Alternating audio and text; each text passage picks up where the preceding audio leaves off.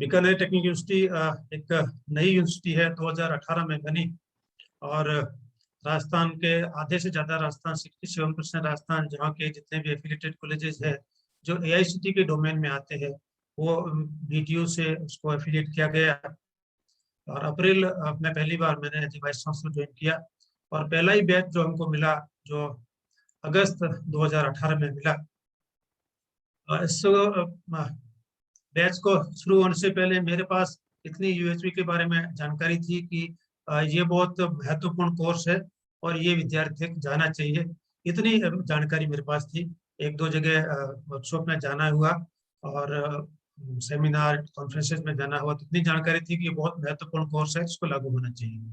तो आते ही सबसे पहला जब से एफिलिएशन किया मैंने कॉलेजेस का, और पहला ही किया कि फर्स्ट ईयर में एक कोर्स मैंडेटरी कोर्स में इंजीनियरिंग के रूप में लागू करना चाहिए। जैसे कोर्स लागू किया उससे पहले भी ये भी भान था कि इसको पढ़ाने वाला है व्यक्ति, उसको इस कोर्स से जब तक वो वर्कशॉप नहीं करेगा तब तक शायद इस कोर्स के साथ न्याय नहीं कर पाएगा। इसलिए पहला ही वर्कशॉप मैंने अप्रैल में ज्वाइन किया, लेकिन मई जून में जो छुट्टी का समय आया, अक्सर उसमें ऑनलाइन वर्कशॉप नहीं थे, ऑफलाइन वर्कशॉप होते थे, और छुट्टी के दिनों में ही इसकी व्यवस्था हो पाती थी, चाहे समर वेकेशन हो या विंटर ब्रेक हो। तो समर वेकेशन में एक वर्कशॉप किया और उसमें पहला ही वर्कशॉप हुआ। उस वर्कशॉप के बाद में कुछ लोग तैयार हुए और एक वातावरण बनने लगा कि यूएचवी का एक कोर्स है, वैल्यू एजुकेशन का जो महत्वपूर्ण कोर्स है, शिक्षकों ने उसको महसूस किया। और वो जो शिक्षक तैयार हुए, जो जो अगस्त में जो पहला बैच आया उसके लिए तैयार हुए, सबसे पहले मुझे लगा कि ये इतना महत्वपूर्ण कोर्स है तो इसको इतना ही महत्व भी दिया जाना चाहिए और इसको लगना भी चाहिए कि महत्वपूर्ण कोर्स है। और लगता है कि सब कोर्स की ये जान है। टीचर में जो परिवर्तन होगा वो विद्यार्थी तक जाएगा, और विद्यार्थी में होगा तो समाज तक जाएगा। इस बात को ध्यान में रखते हुए हमने separate faculty develop, human values की सेपरेट फैकल्टी बनाई।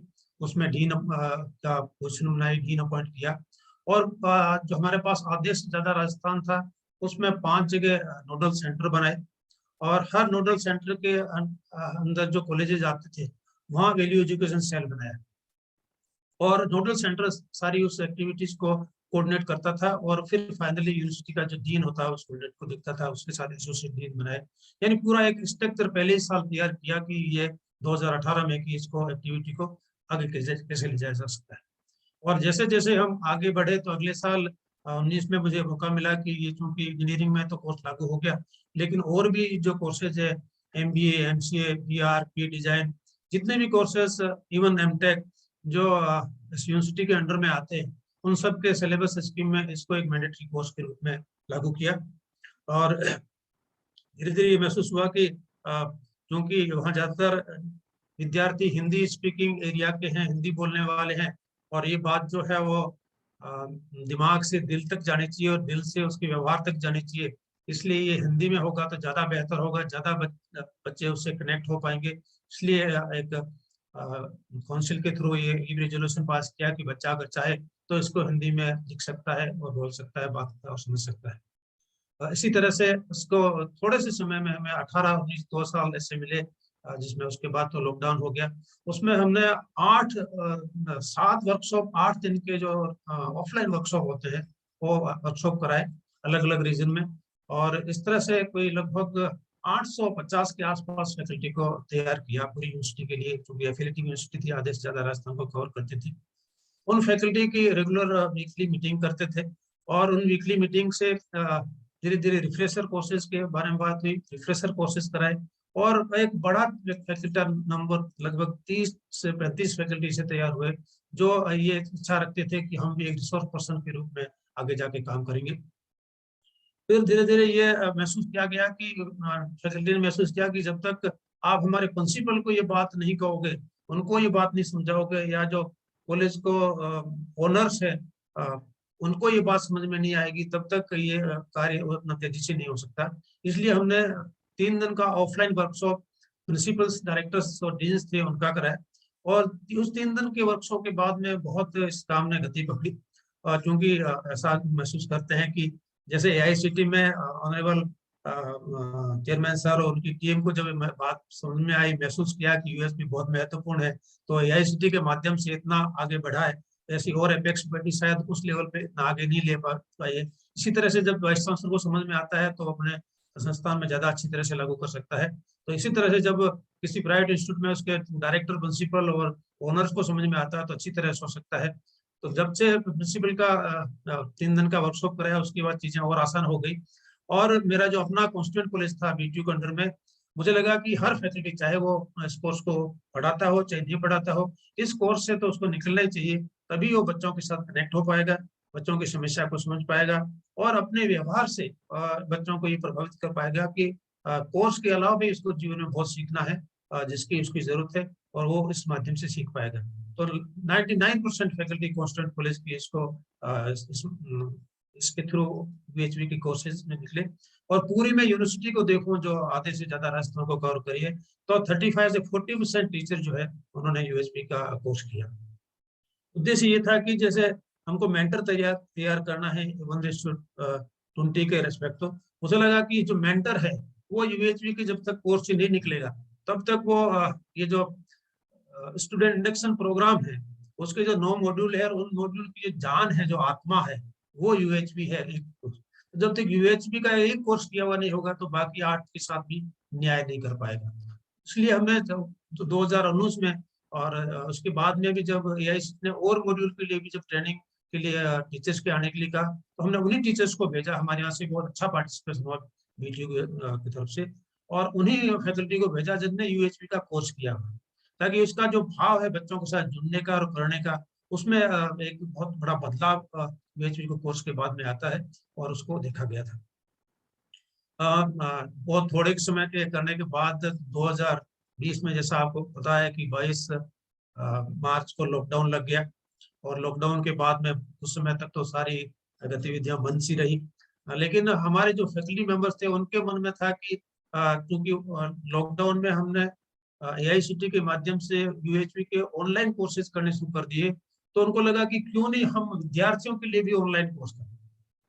उनका आइडिया सुन के शुरू में तो मुझे थोड़ा सा संदेह हुआ कि विद्यार्थियों को क्या हम ऑनलाइन इस तरह से कनेक्ट कर पाएंगे कि नहीं कर पाएंगे। ऑफलाइन भी कनेक्ट करने में काफी टीचर को तैयारी करनी पड़ती है, ऑफलाइन कैसे तैयार किया। लेकिन उनकी टीम का उत्साह को देख के मैंने अपनी भावना को अपने पास ही रखा, लेकिन उनको कहा कि आपको अच्छी तैयारी करनी पड़ेगी। उन्होंने बहुत तैयारी की, महीना दिन तक उन्होंने प्रिपरेशन की, उन्होंने आपस में शेयर किया, आपस में क्वेश्चन आंसर किया, और पहला ही एक 250 बच्चों का स्टूडेंट इंडक्शन प्रोग्राम स्टूडेंट का 5 दिन का एफडीपी शुरू किया। और उस 5 दिन का जो रिजल्ट था, इतना उत्साहवर्धक था कि लगा कि बच्चा तो इससे बहुत ही कनेक्ट हो रहा है, बहुत सारी चीजों को जानना चाहता है, उनको समझना चाहता है। और यहाँ तक कि हमने उनके बच्चों को ये भी अनुरोध किया कि आपके माता पिता, आपके छोटे बड़े भाई बहन भी जुड़ना चाहे तो जुड़ सकते हैं, क्योंकि आप पूरे समय अपने घर में ही हैं। तो बहुत से पेरेंट्स इससे जुड़े और उनके छोटे बड़े भाई बहन भी सुने, उनके भी हमने फीडबैक लिए। तो हमको बहुत से लोगों ने यहाँ तक कहा कि क्या इंजीनियरिंग कॉलेज में ऐसा मानव कैसा होना चाहिए, मानव में समाज से क्या अपेक्षा है, परिवार की क्या अपेक्षा है, उसकी रोल और रेस्पॉन्सिबिलिटी के बारे में चर्चा करेंगे, और उसको अपने जीवन में कैसे ढाल सकते हैं, अपने जीवन को कैसे सार्थक कर सकते हैं। ये बात भी किसी इंजीनियरिंग कॉलेज में हो सकती थी, ऐसी कल्पना भी नहीं थी, हमने आज तक सुना भी नहीं था, सोचा भी नहीं था। और जिस तरह से कोर्स को रखा गया है, हमने बहुत इसको एंजॉय किया, हमको बहुत अच्छा लगा। और हम तो चाहेंगे कि ये हर स्तर पे, यानी स्कूल स्तर तक भी जाना चाहिए। और उन्हीं पेरेंट्स की और बच्चों की शेयरिंग से उत्साहित होकर इस कोर्स को, इस ऑफलाइन ऑनलाइन वर्कशॉप्स को जारी रखा। 5 दिन का वर्कशॉप जैसा हम टीचर्स के लिए करा रहे हैं उसको कराया। और मुझे बताते हुए बहुत अच्छा लगता है कि अब तक इस थोड़े से समय में 8,500 विद्यार्थियों, 8,500 विद्यार्थियों का वर्कशॉप बीटीयू के फैकल्टी मेंबर्स कर पाए। मैं इसको निश्चित रूप से मानता हूँ कि ये फैकल्टी मेंबर ने जिस तरह से जितनी मेहनत की, जिस सिस्टम में हम काम करते हैं, सभी लोग जानते हैं कि कौन किसी व्यक्ति को अगर कोई मेहनत, एक्स्ट्रा मेहनत करने के लिए कहते हैं तो या तो उसको रिवार्ड दें या कुछ अवार्ड दें तब की। लेकिन इन सब ने बिना किसी रिवार्ड के, बिना किसी अवार्ड की अपेक्षा के जो कार्य किया, वो सिर्फ इसलिए संभव हो पाया कि वो लोग इस तरह के वर्कशॉप से खुद निकले हुए थे, और उन्होंने वर्कशॉप किया हुआ था, तब जानते थे कि उनका जो कार्य क्षेत्र है, उसका डोमेन जो है वो बहुत बड़ा है, उनकी जिम्मेवारी बहुत बड़ी है। वो समाज में एक व्यक्ति निर्माण का काम कर रहे हैं, सिर्फ अपना रोजगार नहीं कर रहे हैं, अपनी आजीविका नहीं कर रहे हैं, बहुत बड़ा काम कर रहे हैं। इसी नाते वो इतने बड़े विद्यार्थियों तक जा पाए। और अभी भी ये क्रम जारी है। धीरे धीरे ये लगा कि बहुत से बच्चों के उत्साह को देखते हुए इसको आगे बढ़ाने के लिए हायर लेवल के कोर्सेज भी स्टार्ट किए गए।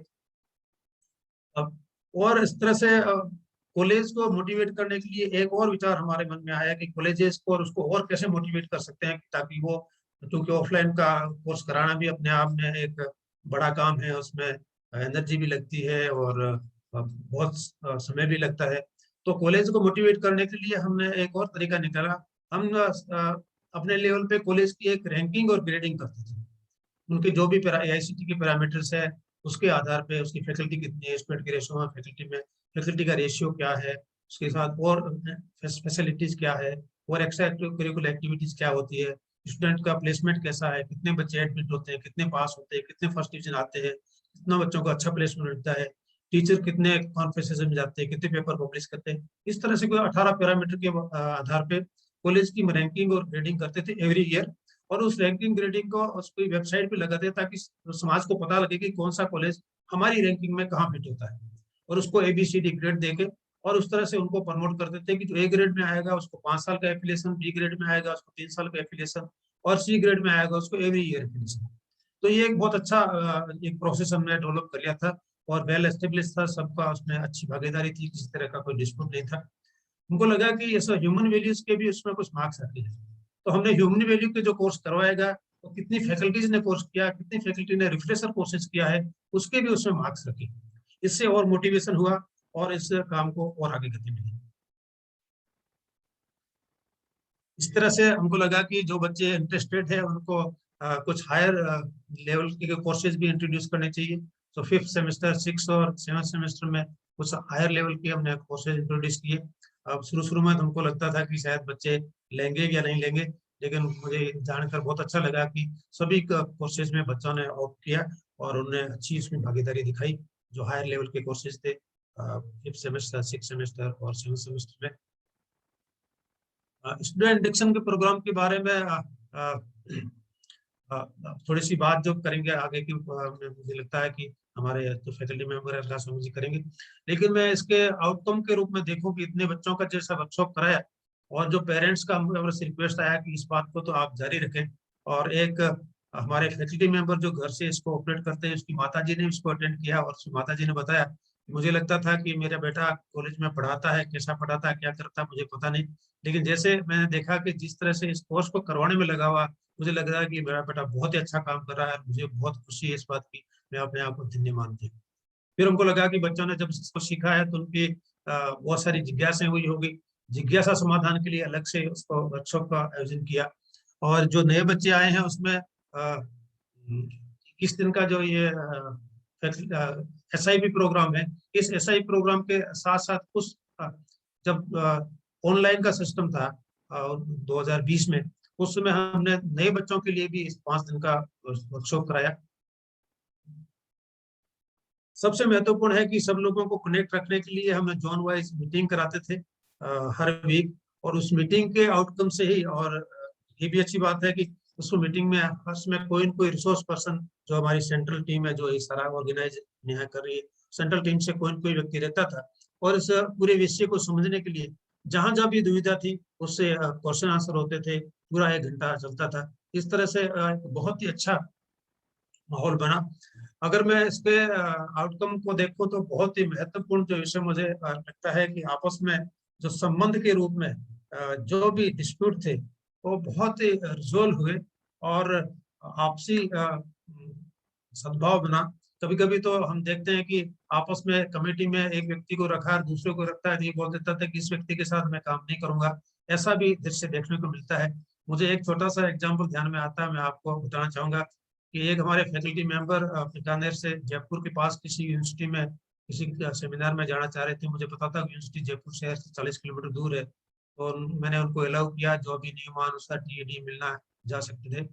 थोड़ी देर बाद एक दूसरा उसी डिपार्टमेंट का फैकल्टी आया कि मैं भी उस कोर्स में जाना चाहता हूँ, तो मैंने उसको ही अलाउ किया। पर उसी में मुझे ध्यान आया कि यूनिवर्सिटी तो वहाँ से शहर से 40 किलोमीटर दूर है, तो वहां से जाएंगे फिर बस पकड़ेंगे, ऑटो पकड़ेंगे या जिसमें भी जाएंगे थोड़ा मुश्किल होगा, और 2 लोगों को मैं एज ए टैक्सी में परमिट कर सकता हूँ नियमानुसार, तो मैंने उनमें टैक्सी में परमिट करने के ऑर्डर निकाल दिया। जैसे ऑर्डर निकला पहले वाला व्यक्ति वापस आया कि इस व्यक्ति के साथ तो मैं टैक्सी में बैठ के जा ही नहीं सकता, आप तो टैक्सी का परमिट नहीं करें, मैं तो बस से ही जाऊँ। और अगर ऐसा ही हुआ कि दोनों व्यक्ति अलग अलग से बस में गए लेकिन टैक्सी में बैठ के नहीं गए, मैं ये इसलिए बताना चाहता हूँ कि इस लेवल के डिस्प्यूट भी थे, और वही व्यक्ति देखा मैंने सब कोर्सेज में निकलने के बाद वो एक ही साथ काम कर रहे हैं, एक ही कमेटीज में काम कर रहे हैं। ये बहुत अपने आप में बहुत बड़ा जो परिवर्तन देखा। जब मैंने कॉलेज के लोगों का भी वर्कशॉप कराया, प्रिंसिपल्स का कराया, तो रैंकिंग और ग्रेडिंग जो जिस तरह से हम देते थे, मुझे मेरे फैकल्टी मेंबर्स कहते थे कि ये तो आपने एक ऐसा मुसीबत अपने सर लेने वाले हो, जिन लोगों को आप एक ग्रेड दोगे वो तो आपकी पढ़ाई करेंगे, और जो नीचे आएगा वो आपकी टांग खींचेंगे और आपको लिए मुश्किल हो जाएगी। मेरे एक मित्र ने कहा कि ये तो वो पत्थर फेंक के सर नीचे रखने वाली बात है। दूसरा बोला कि बहुत सारे पत्थर फेंक के सर नीचे रखने वाली बात है, लेकिन इस यूएसजी का ही मैं कमाल मानता हूँ कि लोगों में इतना विश्वास बना, पूरी यूनिवर्सिटी की में इतना विश्वास बना कि जो कुछ ये कर रहे हैं, जिस तरह से ग्रेडिंग कर रहे हैं, ठीक है, और हमको अपने आप को इम्प्रूव करना है। इंडक्शन प्रोग्राम के बारे में मैं ज्यादा नहीं बताऊंगा, क्योंकि इसका जो बेस है यूएसबी उसके बारे में बताऊंगा, लेकिन ये जरूर बताऊंगा कि 18 में ही कॉलेज बना, 18 में अप्रैल में शुरू हुआ और अगस्त में पहला बैच हमको मिला। हम तो पहले बैच में तो हमको इतनी जानकारी नहीं थी कि इसको कैसे कराया जाए, थोड़ी बहुत जानकारी जो पिछले कॉलेजेस के पास थी वैसा किया। लेकिन 19 में जो हमने बहुत इसको तरीके से, और जो 9 मॉड्यूल है उसको किस तरह से कर सकते हैं उसको किया, सबको रिकॉर्ड किया, सब कॉलेजेस वालों को जिम्मेवारी दी, और सबको बताया कि जो आप जिस तरह के जो प्रोग्राम्स करेंगे वो सारे वेबसाइट पे अपलोड करेंगे। और इसी तरह से इवन 2020 में जब कोविड का समय था, तो कोविड के समय भी ऑनलाइन सारे SIP को ऑर्गेनाइज किया, उसको सारों को रिकॉर्ड किया, सब लोगों से उसके रिकॉर्डिंग मंगाई, उसका रिकॉर्ड मेंटेन किया, ताकि उनमें ये लगे कि वो किस तरह के कोर्सेज करा रहे हैं, और उसके बाद उनसे बात करके क्या मॉडिफिकेशन हो सकता है, उसमें क्या बेहतर कर सकते हैं, इसको किया। और AI सीखने जितने भी उसके बाद में इस UHV को छोड़ के और मॉड्यूल के लिए भी जब वर्कशॉप आयोजन की बात आई, तो बहुत से लोगों को हमने इसमें भेजा, और स्टूडेंट में वर्कशॉप के माध्यम से इतना उत्साह रहा कि वो यहाँ तक कि उन्होंने भी डिमांड किया कि हमारा भी रिफ्रेशर वर्कशॉप होना चाहिए, बच्चों का भी रिफ्रेशर वर्कशॉप होना चाहिए। इस तरह का जो एक्सपीरियंस हमारा रहा, उसके लिए जूनियर सीनियर के साथ में बहुत बड़ा रिलेशन रहा। वही बैच जो 18 का बैच 19 में आया, और 19 में जब पहली बार उन्होंने ढंग से इस वर्कशॉप को देखा, तो उन्होंने कहा कि हमारे जो ये वर्कशॉप एक बार कराना तो पर्याप्त नहीं है, SIP से एक बार से काम नहीं चल रहा है 21 दिन से, ये कंटिन्यू होना चाहिए, साल भर चलना चाहिए, और साल भर नहीं वो 4 साल तक चलना चाहिए। इस तरह के बहुत सारे उसके लिए क्लब बनाने की एक्टिविटी शुरू की, उसको आगे बढ़ाया। लेकिन जो कि अगले साल 2020 में थोड़ा कोविड की वजह से उसको बहुत गति नहीं दे पाए, लेकिन उसका एक आधार तैयार कर पाए, और बच्चों में आपसी बॉन्डिंग के रूप में हम देखते हैं, तो रैगिंग की समस्या तो लगभग खत्म भी हो गई। बहुत सारे चैलेंजेस हैं, इसकी चर्चा नहीं करेंगे। इतना सब कुछ करने के बाद में और इस तरह के माहौल से पूरे सोसाइटी में माहौल बना, पेरेंट्स में माहौल बना, तब अक्सर जैसा हमको कहा जाता है कि ये कोर्सेज तो स्कूल से शुरू होने चाहिए, तो मुझे ध्यान में आया कि क्यों नहीं हम स्कूल तक बात करें। स्कूल के जो डायरेक्टर थे, एक IAS ऑफिसर थे, मुझे पता लगा कि वो भी इंजीनियर है हरियाणा के, तो मैं खुद उनके पास गया, यहाँ प्रपोजल बताया, अपनी सारी बात बताई। वो इतने खुश हुए कि उन्होंने कहा हमने कोविड के टाइम में बहुत काम किए, वीडियोज बनाए हैं, आप हमारा स्टूडियो लीजिए, आप भी चाहें तो वीडियो बनाए। मैंने कहा वीडियो तो है हमारे पास अपने, हम आपके स्टूडेंट तक जाना चाहते हैं और उसके टीचर्स तक जाना चाहते हैं स्कूल में, तो आप हमारा इसमें सहयोग करें, एक लेटर निकाल दें। उन्होंने तुरंत एक लेटर निकाला, डायरेक्ट किया कि ये कोर्स है, इसको आप सब लोग लागू करें। और हमने सभी कॉलेजेस को जिम्मेवारी दी कि एक कॉलेज जो है एक विद्यालय को देगा। हमारे पास लगभग 70 कॉलेज थे, हर एक को एक एक कॉलेज की जिम्मेवारी, एक एक स्कूल की जिम्मेवारी दी, एक कॉलेज एक स्कूल, और उन्होंने वहां से कोर्स कराना शुरू किया। और पहले ही लोड जो किया, तो एक कोई 1800 स्टूडेंट और 30 टीचर, स्कूल टीचर ने उसमें पार्टिसिपेट किया, और उनका जो फीडबैक था, उनकी लगा कि ये तो बहुत ही महत्वपूर्ण कोर्स है, हमारे सब स्कूल टीचर को सीखना चाहिए, उसके बाद में बच्चों तक देना चाहिए। बस इसी बात कह के मैं समझता हूँ कि बेटियों ने थोड़े से समय में इफेक्टिवली 18, 19 2 साल और 20 का कोविड का साथ इसमें करके एक महत्वपूर्ण UHV का बेस तैयार किया है। उस बेस के आधार पर SIP के जितने भी मॉड्यूल है वो इफेक्टिवली किए जा रहे हैं, और पूरी यूनिवर्सिटी उसमें अपनी पूरी भागीदारी निभा रही है।